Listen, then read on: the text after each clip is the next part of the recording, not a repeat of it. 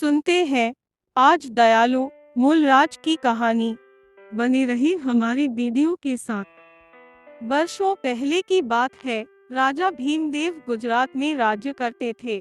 उनका एक लड़का भी था जिसका नाम था मूलराज।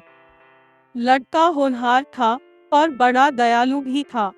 एक बार पूरे वर्ष गुजरात में बरसात नहीं हुई। खेत और फसल सूखने लगी। गांव वाले राजा को खेत का लागान तक नहीं दे सके।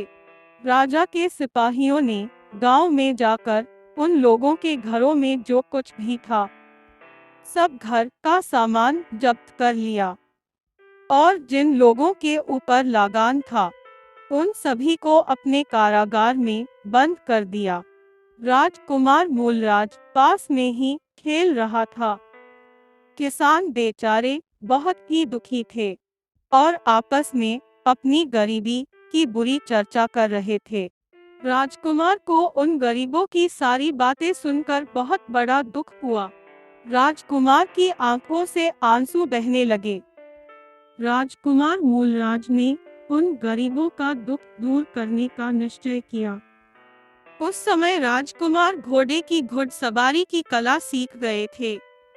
एक दिन राजकुमार ने अपने पिता को अपनी कला दिखाई।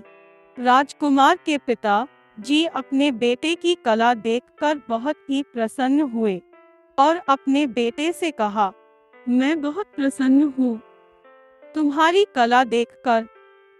बोलो बेटा, क्या तुम्हें इनाम दिया जाए?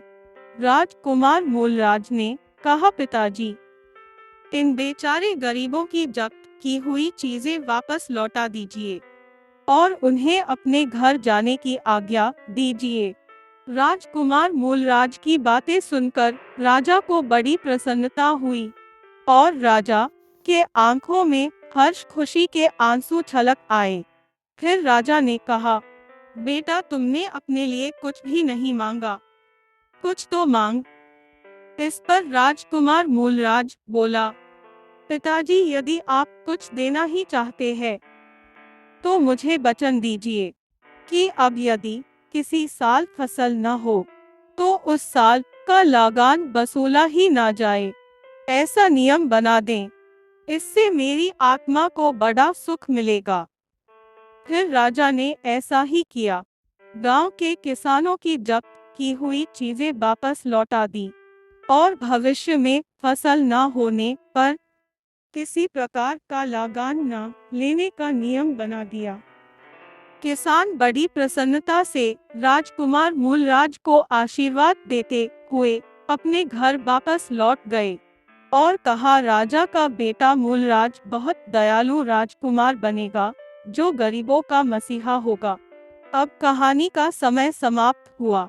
आपको कहानी कैसी लगी हमें कमेंट में अवश्य बताएं। भाई, हमारे वीडियो को लाइक और फॉलो अवश्य करें। धन्यवाद।